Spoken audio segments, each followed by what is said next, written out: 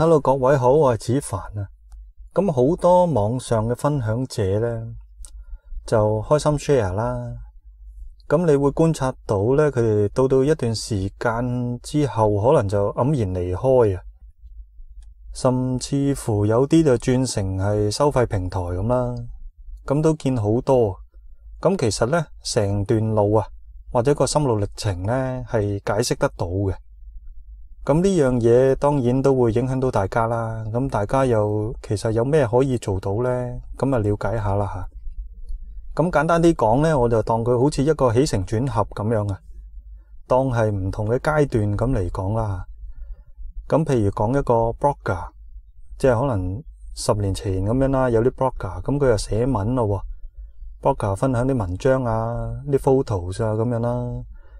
咁因為我見得多啲啦 blogger。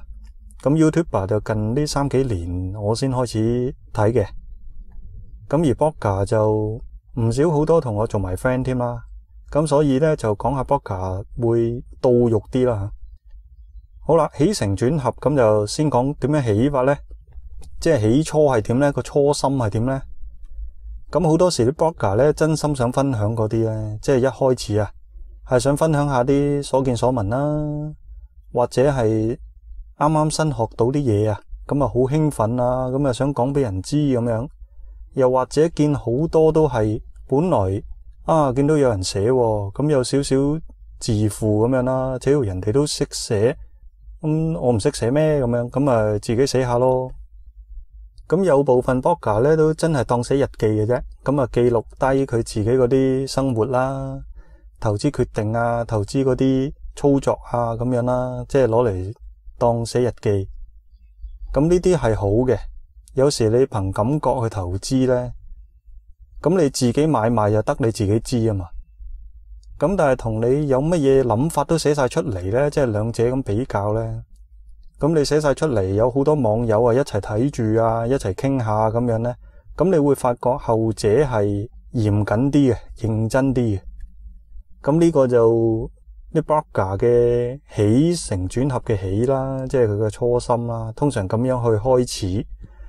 好啦，咁點樣成呢？起承轉合，咁就慢慢寫下呢，多數啲 blogger 就慢慢進步啦，又有料到啦。因為其實你寫得多啊，就算你幾廢都好呢，即係好似我咁廢啦，你日日寫 keep 住啊，日日寫，日日諗，即係你寫嘢就要諗噶啦，搵啲嘢嚟寫都要搵噶，係咪？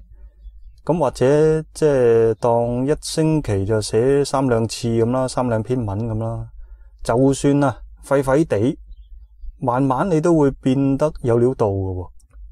即係你諗下諗，唔啱邏輯都諗到啱啦，係咪？幾自圓其說啊，都會慢慢修正翻。見得多，諗得多，寫得多。當然個前提呢係你自己本人啊係要反思嘅，即係個 blogger 又會交流啦，唔係乜都覺得自己一定啱晒嗰隻。咁你不斷去分享啊，咁嗰個分享者自己呢係會進步嘅。咁進步到去到一個境界呢，咁就好似10000小時定律咁咯。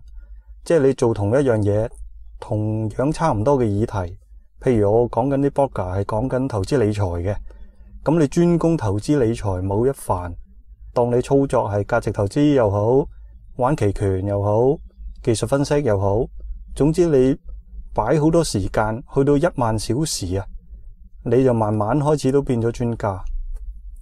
咁你寫咁多呢下嘢呢，就開始慢慢多人睇你啦。因為就的確有班人覺得你唔同嘅，成長嘅，當然亦不斷有新人嚟睇你啦。咁呢個狀態呢，你就會開始紅紅地啦，有少少人識下你啦，睇過你啦，聽過你啦。